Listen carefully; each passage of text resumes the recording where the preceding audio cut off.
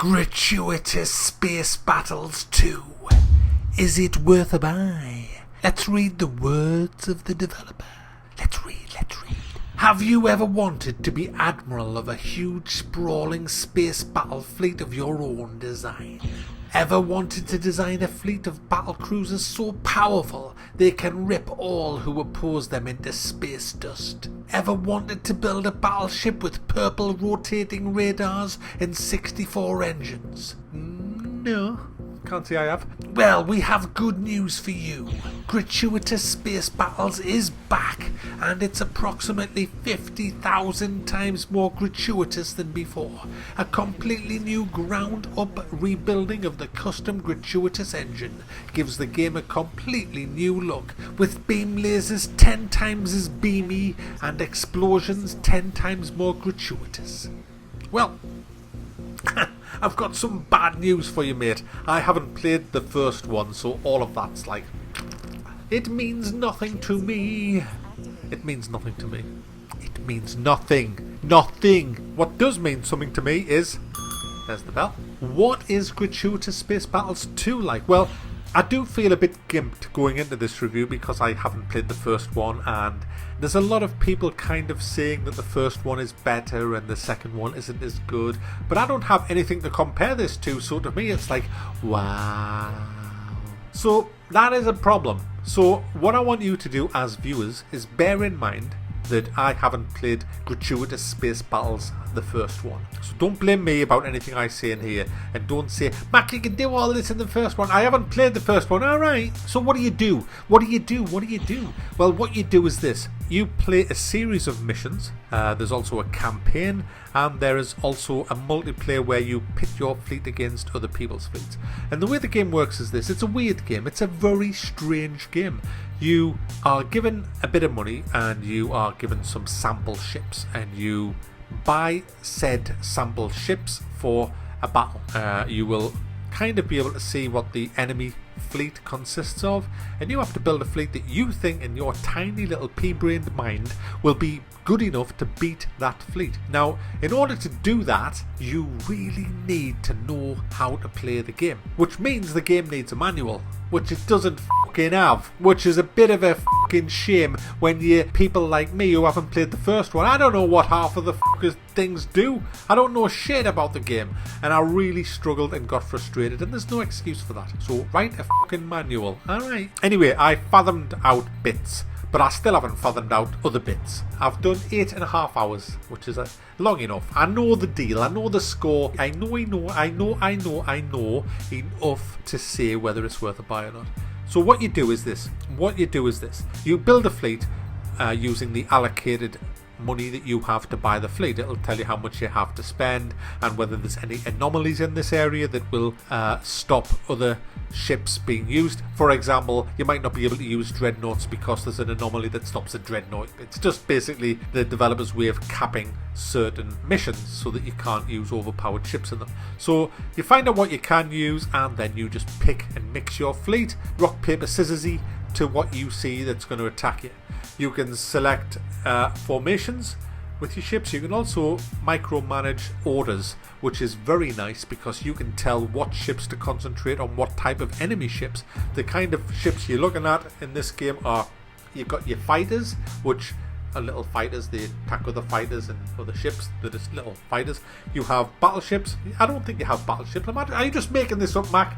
I don't know, I think you have battleships. Alright, you definitely have a frigate. I saw a frigate. You have dreadnoughts. I saw dreadnoughts. Did I mention battleships? I did, didn't I? Yeah, you got battleships. I don't know if you have battleships. I think you have battleships. They're kind of like, yeah, you have we'll say you've got battleships.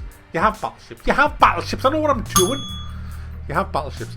And you have cruisers. And cruisers pack fighters if you have carrier bays in them. And I'll go into all that in a minute. So you put your ships down, and then you press begin battle, and at that point you do the shopping, go out, have a meal, go on holiday if you want, you do whatever, because from that point onwards you have absolutely no influence over the game whatsoever.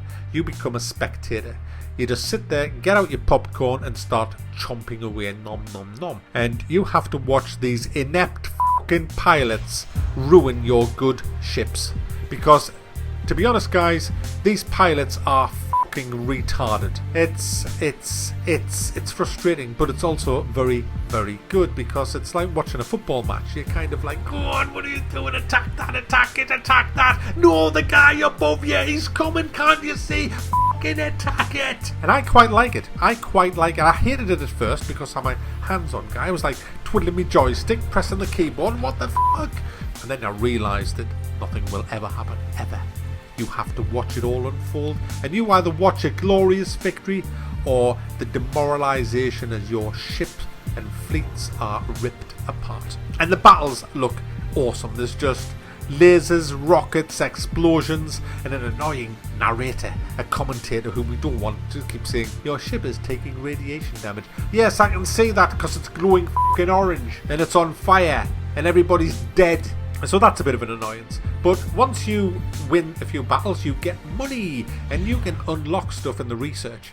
There's a shitloads of stuff, guys. There's enough weapons to keep any dictator happy. There are modules for everything. Modules for flushing the toilet. You name it, there's a module for it. So there's plenty of shit to put on your ship. You can also design aesthetically your ship. You can take the base hull and you can make it a giant wing if you want. You can put anything you want on it. The way you can design your ship is great. You can just colour it in. You can spend hours just designing your own kick-ass fleet. And the good thing about it is you can decide exactly what goes on each ship. Modules are square holes and weapons are like a hexagonal hole, and you just put in whatever you want provided you've unlocked it. Unlocking stuff is ridiculously easy. I accidentally went into custom battles, which you can do. You can make it your own custom battle. I put one ship out and I thought I trashed it, but I'd actually started the battle and the game was over in 1 second because I won. My fleet turned up, no enemies turned up, and I got, I think, 100,000 resources for that, which pretty much allowed me to buy nearly everything in the game. Yeah, which is a bit of a shame. So unlocking everything is piss easy. Even if you didn't do that, just playing the missions unlocks stuff pretty quickly. I found that I was romping through the first missions, and then I came to a mission where the enemy seemed to have a lot of fighters, and he has just been raping my squads every time. I can't get past that. But I'm still learning the game, I'm learning the ropes, and I'm learning what each weapon does, and I'm having great fun.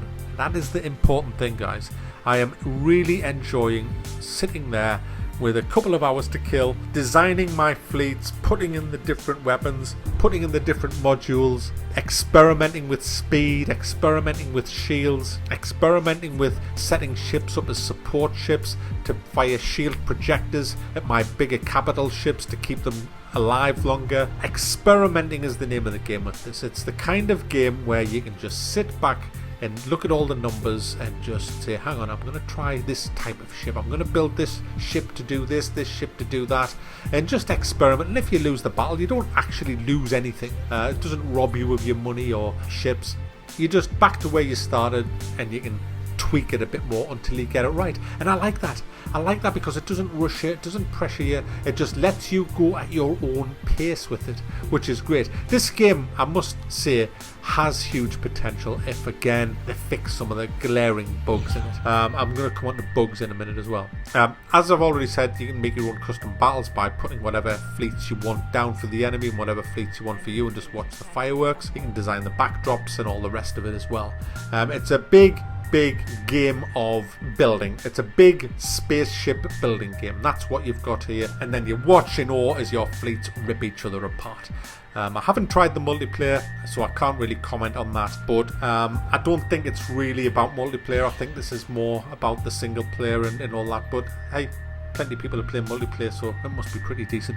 Options wise, you've got a fair few options. You can also run this on 2 monitors. If you have a 2 monitor setup like me, you can run it, and it's really nice on 2 monitors if that's the way you want to roll. But it's one of these games where you can just sit down and sink easily 3 or 4 hours into one sitting and not really know that any time's passed. It's one of them games. If you're into building ships and then watching them unleash their firepower and say, hey, I built that, that's awesome, then you're going to like this game. It's as simple as that. I don't know if you've played the first one, if this is worth getting or not. A few people are saying that it's just too similar to the first. You'll have to go and check that out for yourself. I can't really help you if you've already got the first one, but if you haven't got any of them, this one seems to be the better one of the two. It's got a redone engine, better graphics, more options, and I'm having fun with it, and I'm probably going to go and pick up the other one as well, because so I might review that later on this year. Obviously I'll have reviewed them then in the wrong order, but hey, I'm Mac, I can do shit like that.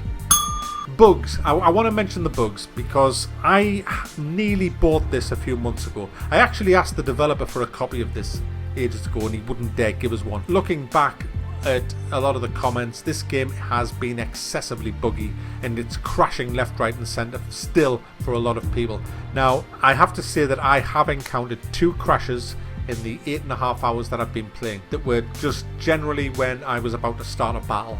The good news is it loads up instantly again and it saves pretty much everything that you had, so I didn't actually lose anything. The only other times I've seen it crash is if I've alt and tabbed out of the game to do something else. It's crashed a couple of times doing that, but it does seem a hell of a lot more stable than the forums make you believe. I was put off buying it because of the Steam forums is just full of this game, you can't play it, it's unplayable, and I just haven't found that at all. I've found it very, very playable, so don't believe a lot of that. I think that's from the when it was first brought out.